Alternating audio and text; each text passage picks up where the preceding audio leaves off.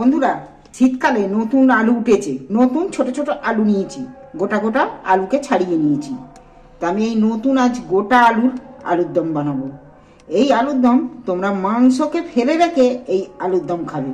আলু ছাড়িয়ে আমি ধুয়ে পরিষ্কার করে নিয়েছি, শুকনো শুকনো হয়ে গেছে। মাংস যেমন ম্যারিনেট করে রাখো, আমি পেঁয়াজ এই আলুগুলোকে ম্যারিনেট করে রাখবো মাংসের মতো।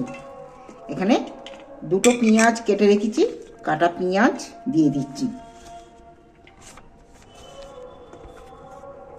আর এখানে দেখো একটা টমেটো, আদা, রসুন নিয়েছি। এখানে হলুদ, ঝাল লঙ্কা, কাশ্মীরি লাল লঙ্কা নিয়েছি। আর এখানে ফোড়ন দেওয়ার জন্যে আমি একটু শুকনো মশলা কিছুটা নিয়েছি।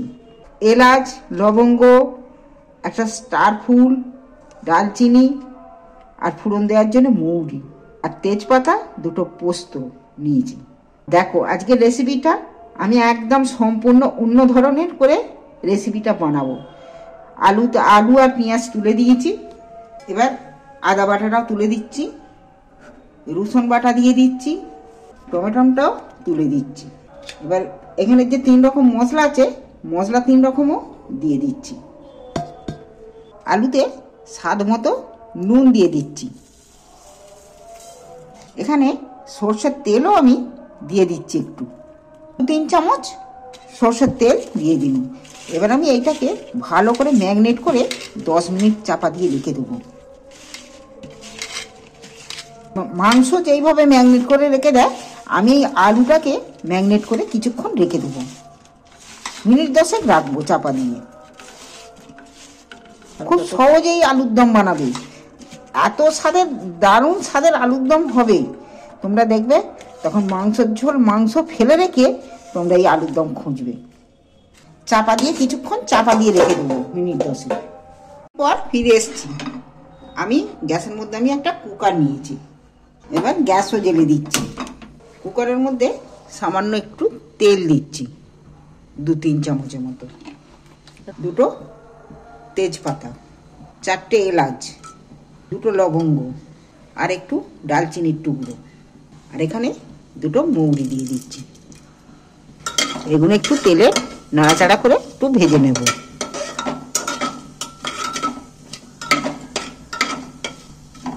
এই মশলাগুলো ভাজা হলে কিন্তু দারুণ সেন্ট উঠে। দেখি আমার আলুটা চাপা দিয়ে রেখেছি, আলুটা কতটা মজে উঠেছে দেখছো। আমি এবার আলুগুলো তুলে দিচ্ছি।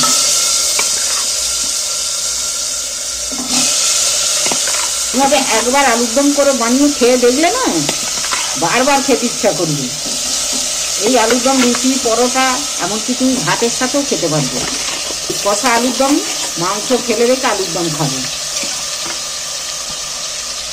বন্ধুরা, পুরোটা কিন্তু দেখবে ভিডিওটা।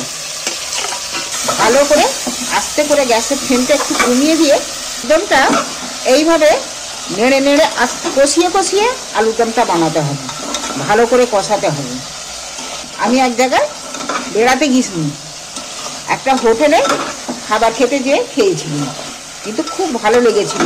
এসে আমি আমার বাড়ির লোককে বানিয়ে খাইয়েছি। আবার এখন গুঁড়ো গুঁড়ো নতুন আলু উঠেছে, নতুন আলু। আমার নাতি বলছে আবার সেই রকম করে নতুন আলুর দম করবে। আমি বলছি হ্যাঁ, আজকে বানিয়ে দেবো। তাই তাহলে শেয়ার করি সবার সাথে, তাই আমি সবার সাথে শেয়ার করছি। কালারটা দেখছো তো, দারুণ কালার হয়ে এসছে। এবার একটু তোলায় লেগে লেগে যাচ্ছে, জলটা মরে গেছে। সামান্য একটু মশলা ধোয়া জলটা একটু দেবো, সামান্য একটুখানি দেবো। এখন কষাতে হবে এটা। কষাতে আলুর দমটা একটু কষা নয়, একটু কাজ। ওকে যতটা কষাবে তবে এই জিনিসটা তবেই ভালো হবে আলুর দমটা। আমি এখানে 2টো কাঁচা মটরশুঁটি ওর সাথে মিক্সড করব।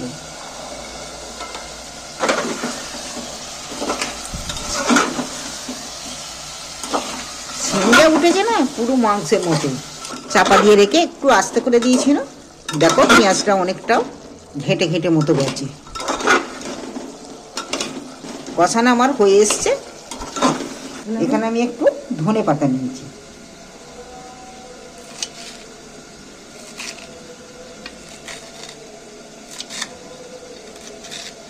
আমি একটু ধনে পাতা দিয়ে দিচ্ছি, কেন কুকারে এঁটে দেবো তো, আর তো ধনে পাতা দিতে পারবো না, ওই জন্য দিয়ে দিচ্ছি। আমি জল দিয়ে কুকারটা এঁটে দেবো। ধনে পাতাগুলো এর সঙ্গে কষানো হয়ে গেল।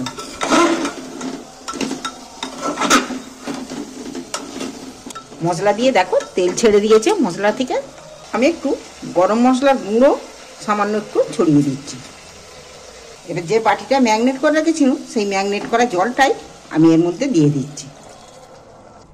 এতে আর আমি বাড়তি এক্সট্রা জল আর দেবো না, তাহলে কষা কষা মতো হবে।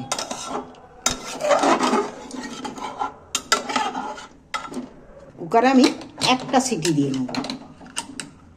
একটা সিটি দিয়ে আমি গ্যাসটা অফ করে দিয়েছিলাম।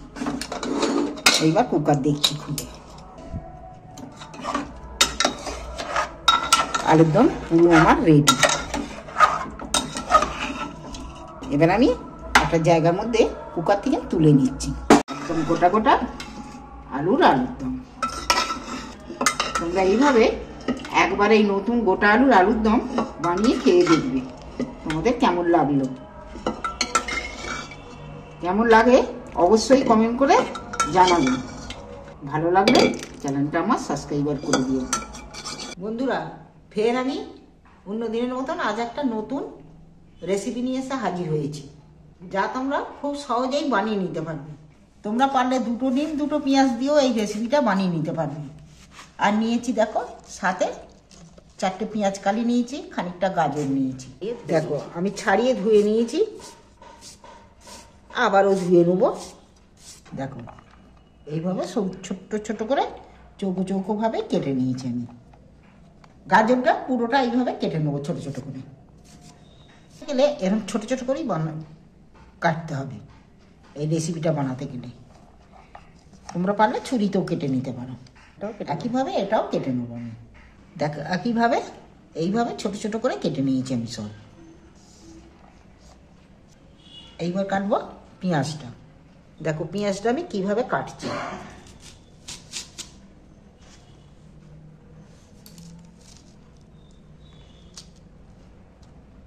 একটু পরে দরকার পড়বে, এগুলো এখন রাখছি। আমি এক একটা পেঁয়াজ বের করে নিচ্ছি।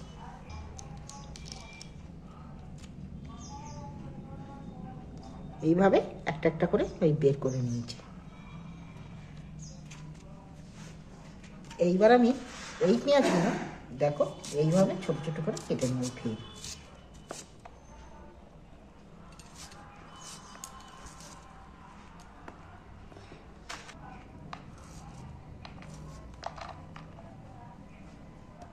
পেঁয়াজটা একইভাবে এইভাবেই কেটে নিতে হবে। দেখছো,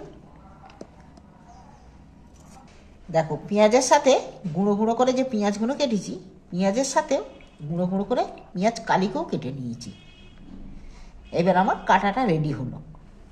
এখানে আমি একটা বাটি নিয়েছি, আর এখানে 3টে ডিম নিয়েছি। ডিম 3টেকে ফাটিয়ে নিচ্ছি আমি।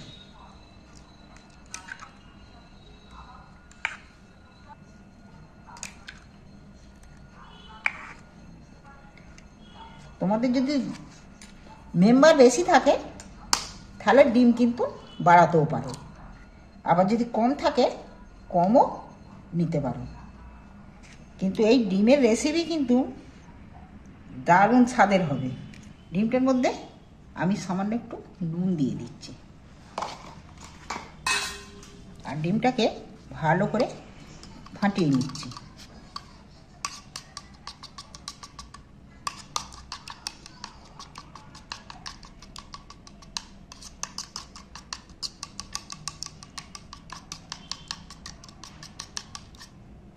ডিমটা আমার ফাটানো হয়ে গেল, এটা রেখে দিচ্ছি সরিয়ে। এবার আমি একটা বাটি নিচ্ছি, বাটির মধ্যে নিয়ে নিচ্ছি পেঁয়াজ কুচিগুলো।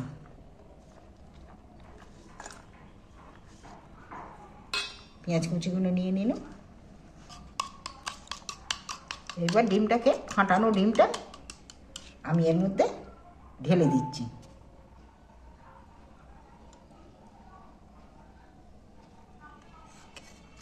এবার দিয়ে দিচ্ছি গাজর কুচিগুলো।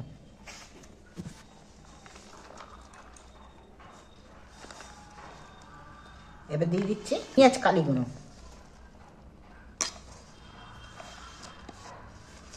এইবার আমি ডিমে নুন দেওয়া আছে, কিন্তু এইগুলো সবজিগুলোর জন্য এই নুনটা ব্যবহার করছি। নুন দিয়ে দিলাম স্বাদ মতো। এইবার দিচ্ছি হাফ চামচ মরিচের গুঁড়ো, আর দিচ্ছি 1 চামচ কর্নফ্লাওয়ার পাউডার। এইবার আমি হাতাটার সাহায্যে ভালো করে ফাটিয়ে মেখে নেব।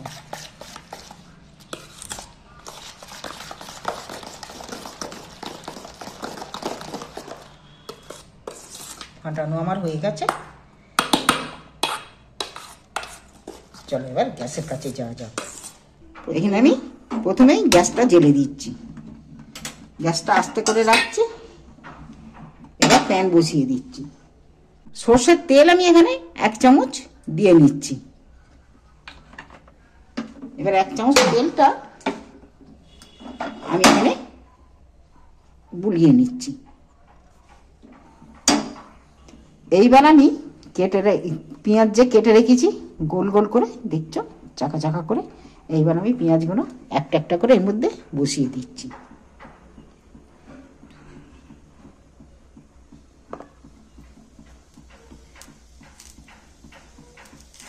আস্তে করতে এগুলো আমি সাজিয়ে নিয়েছি।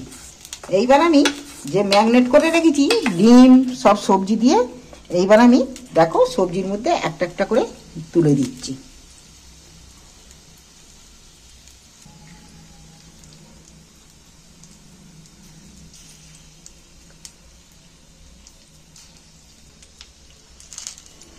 এক এক করে সবগুলো আমার সাজানো হয়ে গেছে।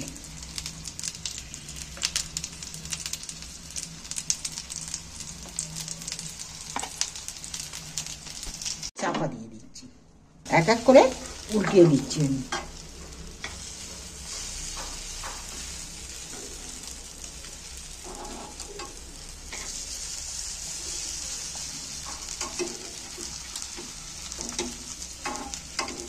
দেখো এক এক করে উল্টে পাল্টে ভেজে নিলাম এগুলো। তবে এটা হালকা আঁচ দিয়ে ভাজতে হবে, হালকা আঁচে ভাজলে তবে ভালো লাগবে। এইটা খেতে দুর্দান্ত স্বাদের হবে।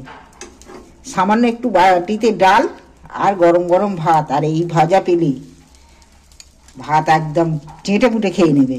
1 থালা ভাত যেমন দেখতে হয়েছে খেতেও কিন্তু তেমন হবে। কম তেলে ভাজা, কিন্তু খেতে দারুণ স্বাদের হবে। একবার অবশ্যই বাড়িতে বানিয়ে খেয়ে দেখবে একটা একটা করে।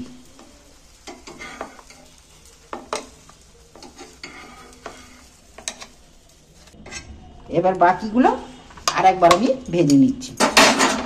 1 চামচ তেল দিয়ে দিচ্ছি, তেলটা বুলিয়ে নিচ্ছি।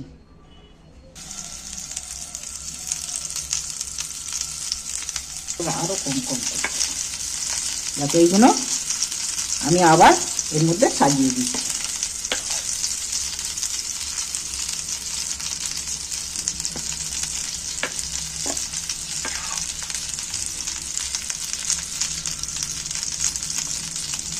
সাজানো হয়ে গেছে, আবার আমি একবার একটু চাপা দিয়ে দিচ্ছি। দেখি চাপাটা খুলে এইবার একটা করে আমি উল্টিয়ে দিচ্ছি।